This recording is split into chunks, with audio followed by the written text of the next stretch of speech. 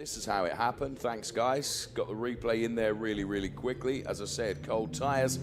And, yeah, just a slight glance against the... oh, in actual fact, it was almost a perfect parallel park, wasn't it, had there been... Here we can see, then, some of the first actions are... As on cold tyres, Matthias Thoman finds the barriers. Where is that car coming from? Actually, there is a shortcut around this track. And, oh, yeah, in the braking zone. And that is one of the prettiest cars. It's the car of Ruslan Sadrev. And he's in the gravel now. Thankfully, he's not made any contact with any barriers.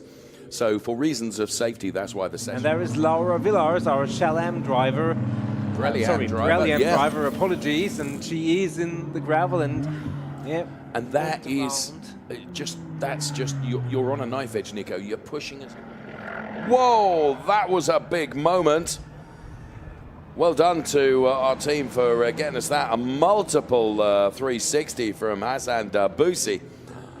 Has picked up a time penalty of 5 seconds for track limits. Is that critical? Yes, it is, because it's Andrea Levi who's running in P3 as a round has gone. The 159 car. They were all fighting together there. Talk us through this. What happened here? Yeah, that was in avoidance, actually, wasn't it? Yeah, he wanted to go on the inside, and then all of a sudden... The gap wasn't there, was it? Yeah, and then he went around, kept it out of the wall, which is important. Yes. Somewhat nullifies that. It actually means that Jan Sandman is elevated virtually for the time being into P3, and that's Eric Chung, who goes around. I hope every other driver is able to avoid the 198 car. And there goes Henrik Kamstrup through, and Eric will try and get it pointing in the right direction again. So the door was left open.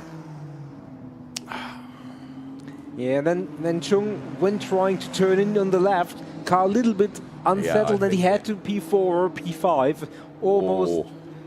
And Mutu Tazev going around and hopefully keeping it on the tarmac. Yes, he does. Tibor Valiant leading by... Oh, no, that's Manuela. No way. So Manuela Gosner is off, and she's stuck in the gravel, and I regret to say that car ain't coming out of there, is it? Yeah, no, it's so the dirt on turn in, maybe hit the grass. Yeah, she was in the fight, and he put him on the grass. He put her on the grass, sorry. Not Manuela's mistake. I think that was clearly a mistake. Oh, and here we can see... you see oversteer by Alexander. And that put Henry Hassid ahead, and now this is Alexander Nussbaumer trying to come back. Maybe, yeah, he didn't... He wasn't aware, was he? He wasn't aware of her that being... Yeah. Oh, nice no. We've got another car out. Go on, keep your foot in, Ray. Well done. Ray Acosta then making the trip into the gravel. That's his judgment on the brakes. Yeah. And lost it there. Well, I have to say, Ray, fair play to you for Andreas Berg Sorensen. Trying to claim a little bit too much curb there, and the back end kicking him around. That's a great shame. She has tried every which way, but her determination is not thwarted at all, and she's having to attack and defend as they... Oh, and that's she receives contact from Kim Eriksson, and all heck breaks loose as we have Ferrari 296 is spinning around like a Kylie Minogue record. Unfortunately, that means that I'm sure it's going to be the safety car. The move was sealed, and yeah, a lot of damage there for the 7 car. And the Kim Eriksson car dived to the inside. You see, to me, I mean, it was completely unintentional. Yeah, but just enough of a touch to get her out of shape and a penalty. Let's see it from a different angle here. Well, I can see from there, and there was actually 2 crashes there because the 71 and the 7 in the background also made a separate contact, probably avoiding the first initial crash. So yeah, unfortunate. And proved it by going out there and winning the race yesterday. You can see him, he's really pushing in qualifying. He's pushing a bit too hard, Nico, as the back end, and I regret to say, unless Tibor is able to really nurse the traction from the gravel. Costa can get the car out of there early enough, and I think he may have done as to not impede Manu Gostner. Certainly impacted on Henry Hassid, who had to bail that second sector. So let's see if Manu Gostner can keep her trajectory up. She's currently P9, and with 1 minute and 10 seconds, and second sector was good. She is still on trajectory. And if in qualifying you explore the track limits really rather too far, then you get your lap time deleted. Going round and around is Armin. He'll be picking himself up though and want to right the wrongs of yesterday today. Yeah. Oh, and there is that car went around. I didn't quite catch which it was. Well, good avoidance by Danilo Del Fabro. It is the number 5 car that went around. It's a replay of the 1-2-0 car going around, and that is Guy Favre. Now, we have 2 or 3 banks of screens here in our studio. And Shintaro, who Nico was saying was very, very entertaining yesterday, getting something of a tank slapper on there, managing to save the car. Well done. And I wonder if that's brought about by some gravel being out there on the track, just losing a little bit of traction. Mowing the lawn nicely for the Mugello curating team of the landscape and getting it pointing in the right direction. And this was Stephen Earle and Lisa Clark getting together here. And actually, that was more severe than we saw live with him on the previous races. We have a look at. Yeah, that is the spin that we saw from Giuseppe Ramelli. Good avoidance from Andreas Koenig. Absolutely. And Paolo Scudieri. And everybody else, indeed, yes. Flash there, and here we can see a big moment. And that was a big moment for von Skelton. Oh, whoa! How did Thomas Loflad avoid that, Timo? That was close. Luca has just picked up another warning. Oh, as a round has gone. Oh, a very, very good avoidance there from Herbert Guys. The spinning car in front of him. Oh, here we can see. And Fighting hard, dirty side of the track. David Akabadze. A bit of contact. Oh, yes. David Akabadze in the all-yellow car. He's kept his door mirror, though. He's just caught the corner, didn't hit the car ahead of him, and round and around. Eric Chung, we can see it again. Yeah. Just a little bit on the inside on the curbs, and that... it's just enough, wasn't it? Yeah, just put enough momentum. Now, he's one of those drivers, Nico, that his character trait is around goes Andrew Morrow. We caught that live just as he caught the curb at the back end of the car, and that was enough to spin the car around. Most enjoyable driver to watch, and there you can see just that curb unsettling the Andrew Morrow car as we see him replay there. Well done, guys, giving us that replay really, really quickly. Yeah, Philip Barron for me is a truly entertaining driver because he can, mix it right at the top end. It is Fabrizio Fontana from Tommy Lindroth from Pino Frascaro, this car from Alexei Komarov, and then Niels Sebranson as Pino explores the... Oh no, that is so unfortunate. So Pino Frascaro then exploring the limits of adhesion and unfortunately has found the barriers. Session is red flagged, which is no surprise, Nico, because, well, you can see the front wheel of Pino's car is not turning anymore, and very, very slippery. Here we can see in replay, all 4 wheels are locked, but still quite some speed carried into those barriers, Nico. Yeah, absolutely. And the damp is a very friendly description of the grass at that moment. And there is another replay. To you, friend. That was really, really unfortunate.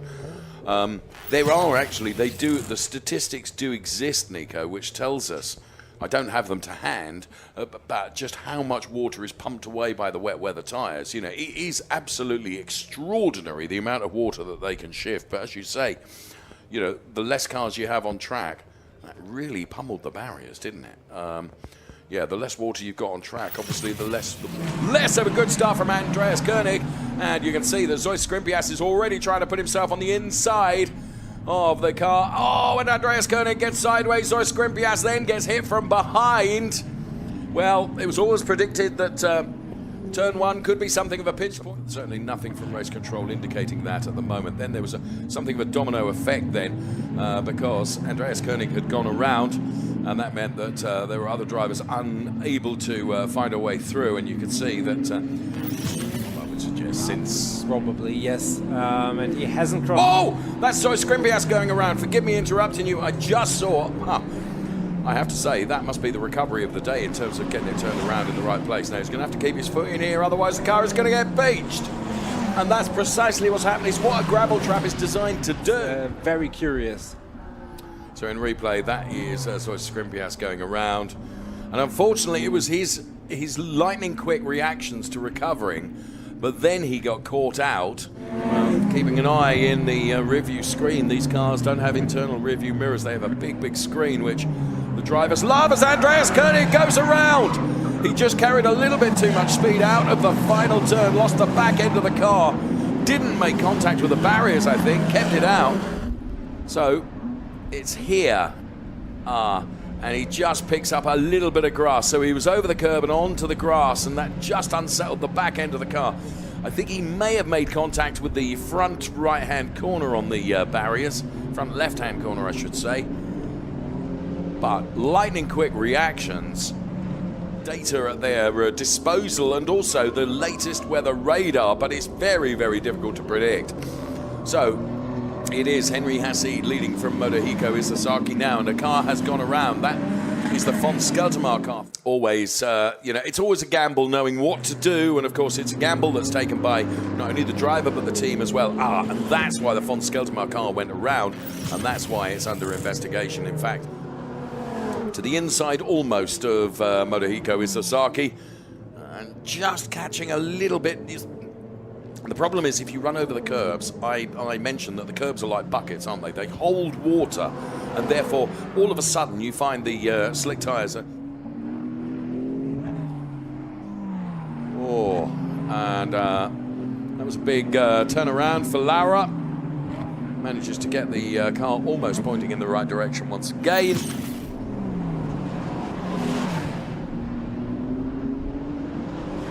Trying hard. And in replay, the harder you try, sometimes it can punish you. But another young driver. Oh, as the car has gone around and has made contact with the barriers. That's right on the start-finish straight. I actually heard the tyres protesting, and that has gone around. And that was just by cutting the corner a little bit on the exit of the final turn, and just picked up a little bit of grass, and that is what propelled the car around. And James Owen is now resting against the barriers, courtesy of a little nerf from Klaus Sebranson. And Klaus Sebranson gets very wide and into the gravel and onto the grass as he goes rally crossing. He's never going to be able to hold on to this. Ruslan Sadriv has to take evasive action, and he clatters into the barriers. That was really, really unfortunate. In replay, here you can see that was Klaus Sebranson doing everything he could to get on terms with Hendrik Viol. And then once the car was on the grass, which contains a lot of water, he clatters into the barriers, and in avoidance... And obviously with a little bit more temperature in the air and on the track, and there is someone who went in backwards into the barrier. I don't think it was a massive impact, but certainly there you can see the yellow flags, and if that car can continue, which I...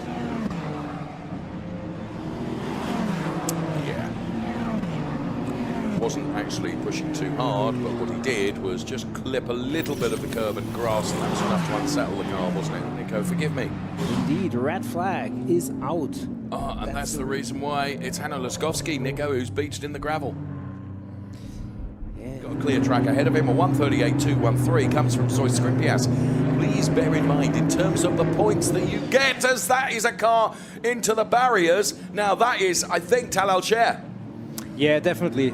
I didn't quite see what happened there, but made some impact with the barriers. Front and back, I would suggest. And Tal Alcher, then that car is not going to be probably under its own steam getting away from there. So stand by. And Tal Alcher were very, very close together. No, absolutely nothing to do with Andreas Koenig. Tal Alcher just running a bit wide, perhaps under pressure from Andreas Koenig. and dipped one wheel onto the grass. Let's see it from this angle here. Just runs out wide onto the grass, onto the gravel, and at that point he becomes nothing other than a passenger. Nothing he could do about that, and the car is in the barrier. So Talal Scher then, unfortunately, having a brilliant race in P3 and racing really hard with Andreas Koenig, he finds himself now, unfortunately, with a car that he's going no further, and the safety car has indeed been called for, Nico. Something of a battle then, and there you can see the cars through, and 1 or 2, and that's where Roland Hurtner went around. I don't know whether there was an assist in there. I'd like to see that again, really, but Roland Hurtner went around. So Andreas Koenig chasing down Zeus Grimpias, 5/10 between the two of them. And there, Andreas Koenig really pushing. Oh, and Andreas Koenig carrying a little bit too much speed. Oh, what a great shame that is. And I think what Andreas had to do was just dive out of that. I just wonder whether Zeus... let's take a look again. Yeah. 6 of one, half a dozen of the other there, in my opinion. Yeah, you know, obviously race control will have a look at that. But oh, there, Nico. The Shintaro Akatsu is in the gravel and beached. Alongside, you can see Andreas Koenig to the very right-hand side of the picture. Andreas is out of the car, or he's trying to get out of the car, and he's perfectly okay. And I'm sure the same is true of... I mean, Andreas had so much more speed, and Shintaro Akatsu, just as a result of that, almost followed the same line of Andreas Koenig in replay. What happened? Well, Christoph Herney then, completely on his own, just losing the back end of the car, and around he went. On the second part of the start, has got some real pace, and is he going to squeeze Philip Barron? It's a real dig-dog battle for P1 in this race, as Giacomo Altoe has got the inside line and does usurp Philip Barron for the lead of the race. And meantime, there is plenty else going on behind as that pinch point claims several victims. Keep it on that, as we can see from our drone here. He puts his nose in front, and there you can see Andrew Morrow having gone around. A good avoidance from a number of other drivers as well, as regrettably yesterday's race winner in... but this then is the...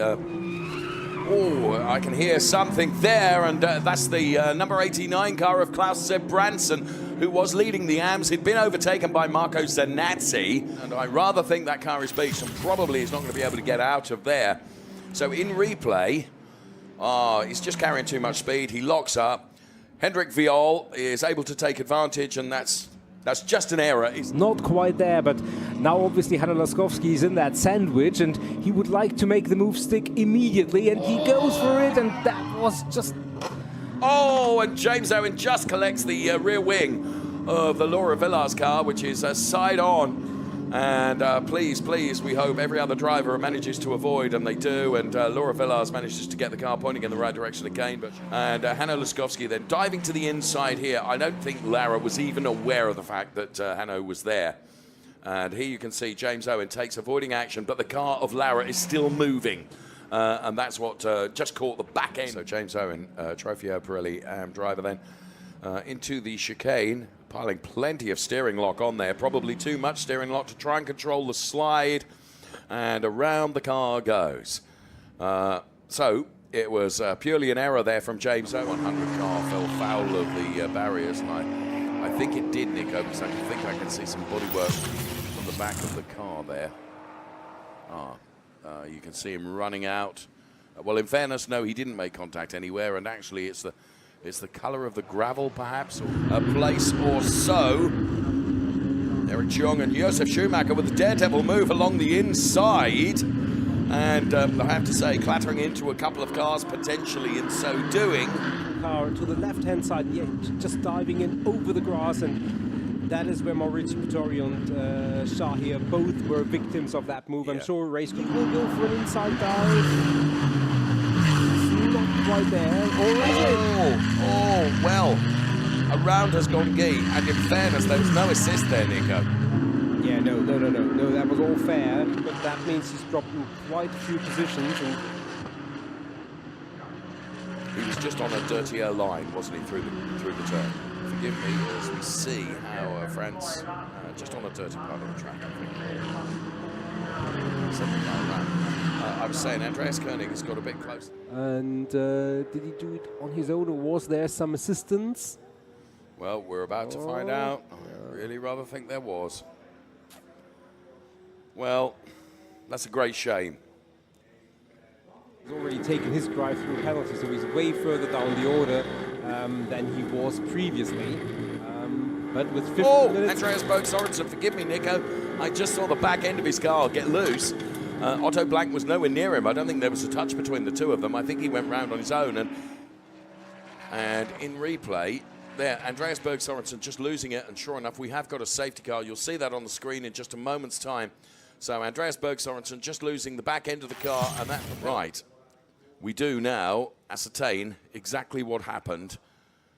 So that was Angelo Fontana going around, and that caught Klaus Sabranson. That's why those two, Trofeo Pirelli. It's down to Giacomo Altoe, and Ben Svalin trying to anticipate when Giacomo Altoe is going to give it everything on the accelerator pedal. They're queuing up behind. This is going to be very, very exciting. And we've got a car that's made contact during that phase. His part. Let's see. Oh, look at that. There is... Yeah, that's, well, Klaus Sabranson. Just isn't there that you would usually want to have coming out of the turn. And probably that was... Hassan Debussy getting sideways, Nico. And that was probably the reason for the yellow flag for just a moment, as Hassan Debussy. Yellow flag at turn 6, and the reason for that is the 166 car of Frank Skevitz has gone into the barriers. Now, I suspect all on his own, losing the back end of the car. It snaps away, makes contact with the barriers. Afraid to say, Nico, this is going to be a safety car where that car is situated. Yeah, for sure. And, you know, you really have to be very, very early on the throttle coming out of the turn. And that just appeared to be just that fraction of a moment too early, and the gravel. And there is a replay. So, Josef Schumacher there, and... well, there was quite a battle going on there, wasn't there? Yeah, but I would say that it was indeed a battle, and you can see that it wasn't only Josef Schumacher, but also I think Roland Hürtner who was involved in that, and he also went around, avoided the gravel trap. Still looks fine, and that's the exit of the chicane. Piling on the opposite lock, Nico. Yeah. I reckon the curb's just unsettling the car. That's good avoidance by Zoe Skrimpias. Here we can see it from a different angle. I reckon he just caught the curb on the exit, and that was enough. Actually, didn't even go over the curbs, I think. And let's take a look here. There is Corinna Gosner losing the back end of the car, getting a tank slapper on, and in avoidance, von Skeltermar, unfortunately, his luck runs out. And I just wonder whether the Corinna Gosner car being up against the barriers, we're going to see a safety car almost for sure. Flat out, full chat flat down that straight. Downhill into the turn as well, as Hanno once again he is on the curbs and he's on the grass, and there is a turn between the two of them. That is such a shame, because they had driven so close together. And in replay from on board with Marco Zanassi, I mean, in fairness, that was a tight call, wasn't it, Efe? Yeah. Unfortunately, that's... I mean, there was a gap there, but yeah, if I were in the wheel of the car 85, I would have. Oh, sorry, just looking at this replay, which momentarily interrupted my train of thought, where I was going to say coached by Björn Grossman. That's Andreas Berg Sorensen, who found that the tyres were perhaps not quite up to... Pirelli M drivers. And she now in that, half black, half pink car, and I mean, cold tyres. And he's now tracking Paolo Scudieri is into the hairpin. Goes Zoe Skrimpias and Eric Chung side by side for the lead of the race again. Eric Chung calling on all his years of experience, Nico, to defend that position as one car goes off. It is Giuseppe Romelli who's out, and the car is stuck in the gravel, which means it can go no further. So strife there for the Pellin Racing team, Nico, as two of their drivers caught out. And then around this hairpin, and well, that's beyond a lock-up, isn't it, Nico, for Giuseppe Romelli? Yeah, and actually... actually it is. You can see them. move off very, very quickly. We'll see if he's able to do that as the lights are about to go out. Pino Frascara out of position. And John Dillon with a very good start, but a disaster right in the middle of the pack. As we can see, a couple of cars have gone around. I think one of those might be Ray Acosta. But John Dillon, and that brings it to a sudden conclusion. And it was a super start from John Dillon. And there we can see, and that was quite an impact into the barriers. I'd like to see that again because I didn't quite see how that really came about. Let's see it from this angle here. Just lose the shot a little bit too big before that kicks off. There's Christoph Herney. Right. Well, basically, Corinna Gosner got between both Christoph Herney and Ray Acosta, I think it was. See it again here. Yeah.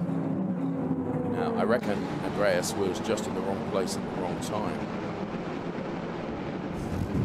Yeah, that was quite something. Those roles were reversed, and I'm sure that him exceeding the track limits as he did may draw the attention of race controller. Oh no! And the two, Alexei Komarov tried to pull out of it. You could see how he got onto the brakes and he tried to pull out of it, but couldn't avoid the collision. And isn't it, as we can see in replay then, and as Pino went to turn into the turn, there was a car in the way. Three abreast here with Andreas Berg Sorensen on the inside. And unfortunately, you could just see a little tap there, completely and totally unintentional, Nico. But actually, when you're racing at that speed, of course, Klaus Sabranson had got so much confidence in the car, he was able to move up the order. And there we can see the number 99 car of his nose in front. And that was a big, big moment there. That in replay. And I'm pretty sure that was Dylan Medler, yeah. I thought I'd seen Dylan Medler dropping down the order. Thanks for giving us that replay. This is an incident between Lara Villars and Otto Blank and Kim Eriksson. Otto Blank absolutely not involved in this. However, Lara Villars just making contact with the Kim Eriksson car. So Lara Villars running a new livery this weekend, the pink fading in. It's anybody's guess how those four will come out of the turn, and we just hope that everybody will come out of the turn. And no! Oh, that was so... Hanno just had to take to the grass a little bit. It unsettled the car. He's got it pointing in the right direction again. 1:45.634 was his best time posted. And again, the back end of the car getting around. And this time, Jan Sandman scrubs a little bit more rubber off those Pirellis than he would have liked to have done. That's what you can imagine. And this is James Owen getting very, very sideways and losing the car. I could see we have many, many cameras and screens in our studio here. On their way out again, so we've got all our drivers back out on the track. Whoa, that's a rare error. Forgive me interrupting you, Nico. It's a rare error from Fabrizio Fontana. Look at this.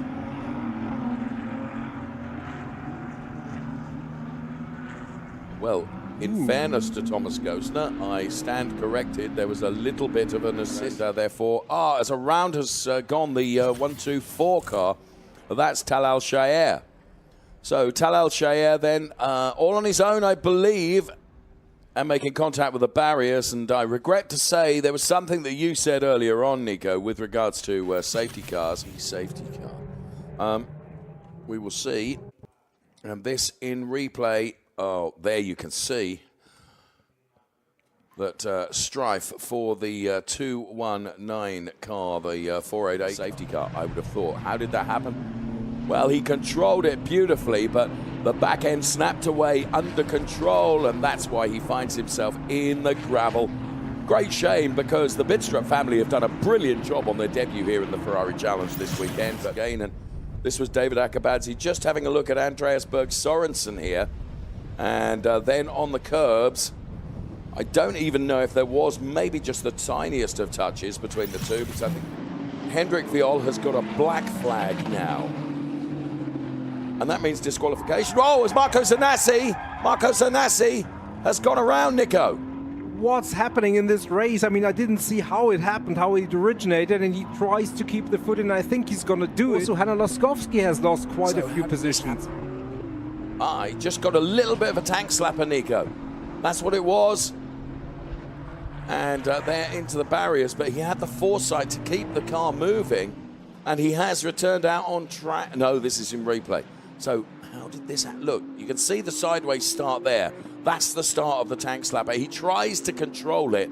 He's on the grass. That's why all this dust was kicked up. And then he slides. I mean, good avoidance from... It is from on board.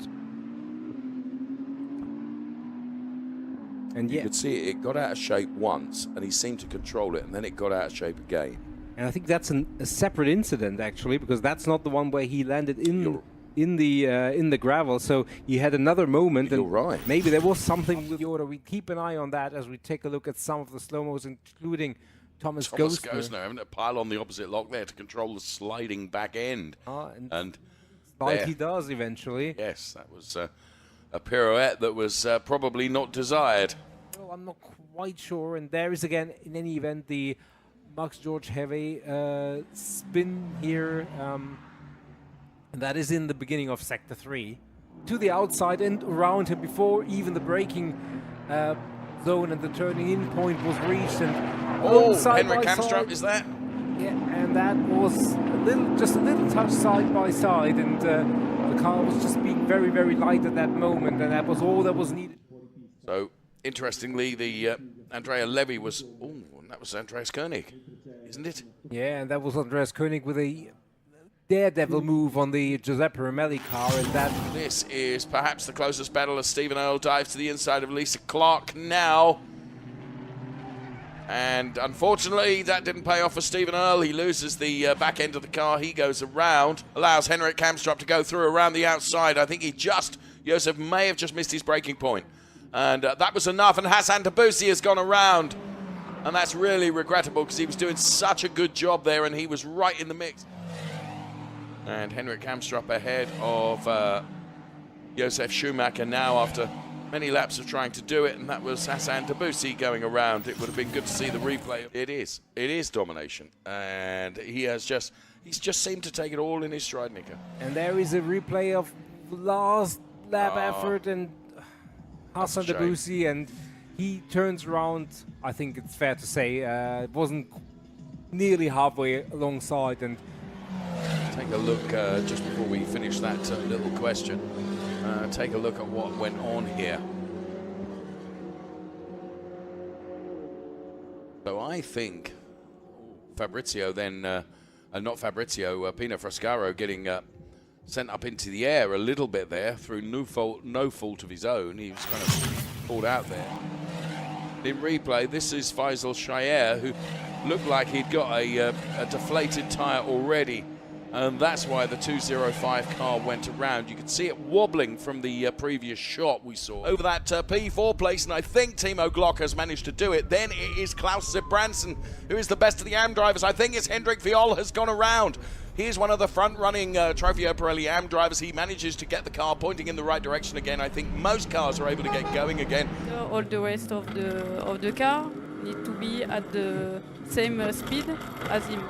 So for me, the start will be maybe under investigation, and for sure maybe some penalty. Roland Hurtner had a great race. He has really shown improvement all across the season, and even though, and just as I say it... That was a commentator's curse if ever there was one. No, I'll take no blame. Roland Hurtner... He's only got 5 minutes remaining, and very much like Roland Hurtner, just losing the car getting loose over the curbs. Yeah, exactly. The first sector was very, very good. Now, obviously, that counts for nothing after this excursion. Yeah, it's a carbon copy. Over the curbs on the inside, very aggressive, and you can see the cars are now pushing, and definitely is. And there is Jan Selman, who's really just basically cutting across the track. But he keeps his foot in, and well, coming that's unfortunate. Yeah, and coming from off the track, that's obviously not something that Shintaro was expecting, and that's We talked about Shintaro Akatsu being so quick and not having had a podium, and That is a move up to P6 as Andreas Koenig has gone around. So valiant effort by Andreas Koenig to try and overtake, and in so doing lost the back end of the car, I rather feel. yeah, somehow it's always in this race, whatever you expect to happen, right the opposite. And Got caught out by a curb, I think, Nico. Yeah, indeed. Just unsettled the car. I heard the Pirelli screaming in protest. Oh, I think Giuseppe going around all on his own. There was a little bit of contact, ironically, on Andreas Koenig, as it was almost a carbon copy of yesterday, except the cars were reversed yesterday when Andreas Koenig and Giuseppe Romelli got together. A great pace, and there is one more overtake potentially, Lisa Clark. Oh, and not an overtake, but actually it is the 150 car off. As we see, there is Laura Villars. Ooh. And that then is a strife for Otto Blank and Laura Villars. Now, Otto Blank, and behind him, Poetry in Motion as two cars go side by side together there. And I believe that's... well, that is Laura Villars. Here we can see in replay. Now, this is what I was saying about turn number 1 and the various lines that you can take through turn number 1. Now, this is not optimum. It has to be said, but it just goes to prove, and Talal Shayer found out that... Franz Engstler, very aggressive into that turn, even more aggressive out. Ooh, That's very, very unusual. It's not often that you see Franz. From Roland Hurtner's perspective, as he's trying to get to the inside, Josef Schumacher trying to squeeze Zoe Skrimpias, but look at Eric Chung.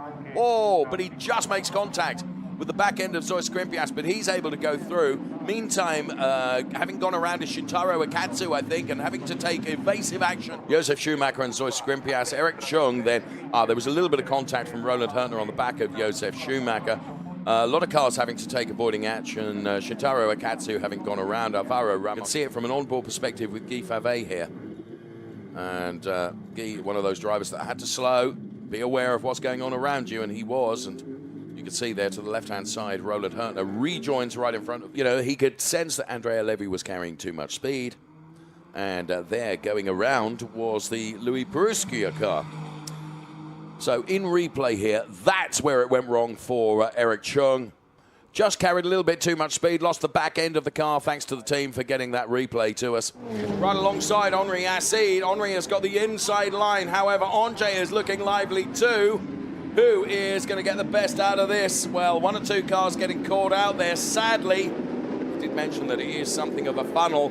And, couple of cars have gone round. One of those is Thibaut Valint, I believe. Another one could be von Skeltema as well. Now, Dylan here had got a really good start. Was on the inside of Manuela Gosner. And then, gets Manuela Gosner right in the back. Thibaut Valint picking up some damage as well, you could see there. And bits of carbon fibre and cars going around. A 162 car, I believe, of Christoph Herney as well. Around went Pino Frascaro in the 488s, in the 240.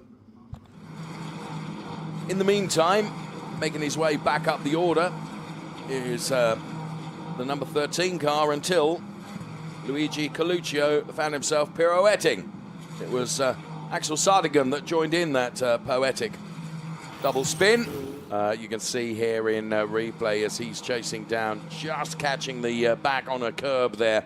And that was enough to send the Angelo Fontana car around. We saw that in replay. No harm done, but he was chasing down and just pushed a bit too hard. That's really, really surprising, not getting the start that ordinarily we would expect from him. 3 abreast sometimes, and oh my goodness me. How did that avoid any other cars? Talal Shayer on cold tyres then. I really rather think he might be stuck in the gravel. From an onboard perspective here with Guy Favet. There you can see. And it was only a momentary touch of the grass, but that was enough, Nico. Yeah, it's this little kink which is really dangerous because it kind of changes the trajectory into the corner. It's effectively in the braking zone, which is tough enough when you're all on your own, but when you're in the middle of the pack and he was kind of trying to avoid another car. Didn't afford him the grip, maybe a bit more moisture there, and you could also see Mugello with a little bit of a sideways moment. Yes. So, and I think that may have impacted Nico. Well done for picking that up, because I think all of a sudden Andrea, he had to make a steering input that perhaps was not expected. And he's come back as Andrea Levy has found the wall, Nico. yeah, indeed, we're not quite sure what happened. We've seen him obviously having a little bit of a moment earlier where he went around. Right, into the... just lost the back end of the car, and that propelled him towards the barriers, unfortunately. But he is perfectly okay, and whilst Andreas Rizzi is trying to overtake and attack, he's actually needing to defend as well. There's a little bit of contact between Andreas Rizzi and Andrzej Lewandowski, and I regret to say, Nico, if he can't get that car out of that... The two kind of ran out of room, but that's a different incident. That that was Ernst Kirchmeier and Motohiko Isazaki. Motohiko Isazaki, and of course, I think Ernst was coming back, wasn't he, from having been in the pit lane. Now this is the move by Lewandowski and Andreas Rizzi. I mean, oh yeah, you can see that it's done significant damage to the front end of the... that, I think, was... I'm just trying to make up... Oh, and that's von Skeltermar, forgive me, cutting across you, making contact there with the car of I think that was Miguel Martin. And here then is exactly how Ernst Kirchmeier was able to put himself ahead of the car of Sven Scholz. Sven Schirmer in strife. That's why... Into turn one they go. Tibor Valent runs wide, and that plays nicely into the well-manicured hands, if I may say, of Manuela Gosner. Tibor tries to come back across the grass, makes contact. Manuela tries to keep going here. I think both of them are in strife, and this is going to play into the hands, surely, of those that are following. Well, here he is then, trying to make a move on Tibor Valent, and as he did so, he lost the back end of the car, tried to control it, and... Now, car 132 has, bargain driver has gone through on Hanno Laskovsky, who tries to come back at him there, as you can see, and what that's done, that's just opened up the door to Axel Sartingen, and then, unfortunately, Hanno Laskovsky is collected by the Michael Verhagen car, and that's strewn some... Whoa. Little bit of contact. Yeah, we can see some damage on the front of the car as well. And this thing maybe continued yes, it to did. the turn 7. And this is where he lost the control of the car, and the other car trying to avoid and just turned the car. This is very typical for Nürburgring, so you're using a lot of curbs. Oh, he just lost the control of the car, and he already had the damage from before. That's Michael Verhagen, yes, you're right. He had the damage from turn 7. Hideous conditions, as is Andrea Levy. We can just see through on the picture. And just as I was talking about Andrea Levy, I regret to say, and in avoidance Zoe Skrimpias, those two drivers skate across the track and the grass as well. We have a red flag, which I regret to say is the only solution. It was Andrea Levy first of all. Here we can see it again, just losing the back end of the car. And once you're on the grass, you actually start accelerating because... And Zoe Skrimpias, it was just a reaction, Nico, to the spinning Andreas Koenig car. And he too finding the barriers as well. So that brings out the red flag. Yeah, and you see each and every one of our drivers are on a knife edge, Nico. Well done to Corinna for keeping it out of the gravel. However, somebody that hasn't kept it out of the gravel is the 479 car. You can see that he's beached there. And that is Mitchell Green, the Ferrari of Westlake driver. And unfortunately, that brings out the red flag. Abe is out of the car and perfectly okay, as you can see. The integral safety of the 296 Challenge car. The most important thing is to see Ken out of the car. And this is how it happened, Nico. Oh, he got it sideways, then is pirouetting across the track. And that was a big impact. A big impact and lots of damage to the barriers there. So the most important thing is that Ken is out of the car and Ken is perfectly okay. Nico, that is not going to be the work. Just before that, And this is how Hanno Laskowski just got caught out. And it's so easy just to run a little bit wide, and once you're on the paint and the grip subsides even more, and unfortunately Hanno Laskowski. So that four-way battle is, there is Andreas König, but what happened was right in front of him. Yes, and that was there was an avoidance. I wondered if they'd actually got together, but well, to be in replay here, you can see there bit of strife for the car of Alexei. No, I beg your pardon, that is the car of some kind of incident, or was really unfortunate in some lapping maneuver potentially. And I could see that coming. Basically, the 211 driver Alexei Komarov had to dial out because he would have made contact. Now, if he can get the car moving again, that would avoid a safety car, and well done to Alexei Komarov then. He had to dial right, and here you can see it again. And that spun the car into the gravel trap doing exactly what it is meant to do. It's another young driver, and so is Giacomo Altoe and Luca Ludwig, and I rather feared that might be inevitable at some point, that there would be a touch between the two of them. And there was a touch, and now there's a spin as they both pirouette. This will play into the hands of the young driver that I was talking about just a moment ago. Let's get him replay here. Now, that was the first touch between the two of them.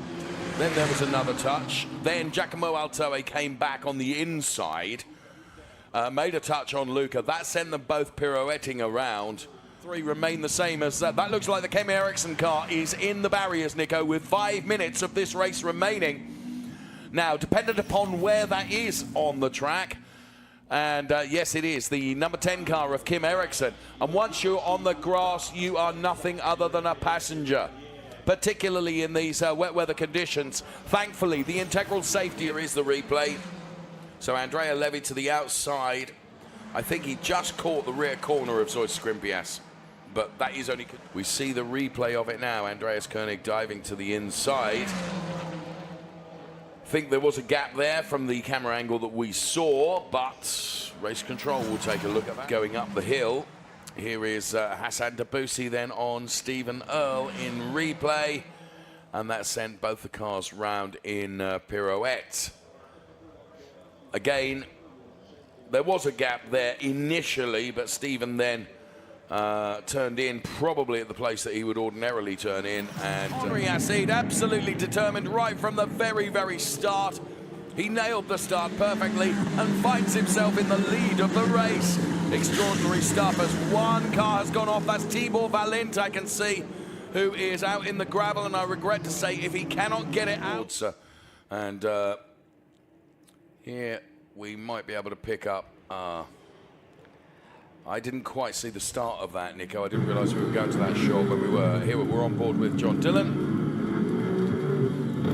Yeah, John was driving behind Tibor when that happened. He gets a hit from behind and from the side. And then he flatters somewhat, but I mean, it's so close there, and you could see he received some nudges before, and then... Let's take a look at replay here. That's Corinna Gosner. Well, finding a way past, but losing various bits of bodywork in so doing, and this in replay was Fabrizio Fontana Verhagen, who had been overtaken, and this is the reason for the safety car. That to me looks like Hanno Laskowski. Yeah, and just runs out of tarmac there in the braking area, maybe misjudged it, maybe a wet patch, something. Right at the start of this race, what a start. Ray Acosta looking very lively as well, and he gets by, and off into the gravel goes von Skeltermar. So he can keep the momentum. He might be able to get the car going again. But, just a little touch there. Was there another touch? I'm not sure. Difficult to tell. Gosner into the pit lane. You can see those that are on the slick tyres, Nico, they're really struggling, aren't they? As a round has gone, Alexander Nussbaumer, I think that is. Bruce Cleveland takes avoiding action, so do all the other drivers. 488 racers for the Scuderia Prague team, who carried too much speed going into the Rivazza 2 turn. Surely, if he's not able to recover that car, but he's defending his track position, and you can see, oh, as John has got onto the grass. Oh, goodness me. And that is a nightmare for John. You could just see how he got onto the grass. And Sean Doyle on the radio to his driver. The slicks will still be quicker afterwards, but let's focus on what happened here. He just caught the grass, Nico. It was there.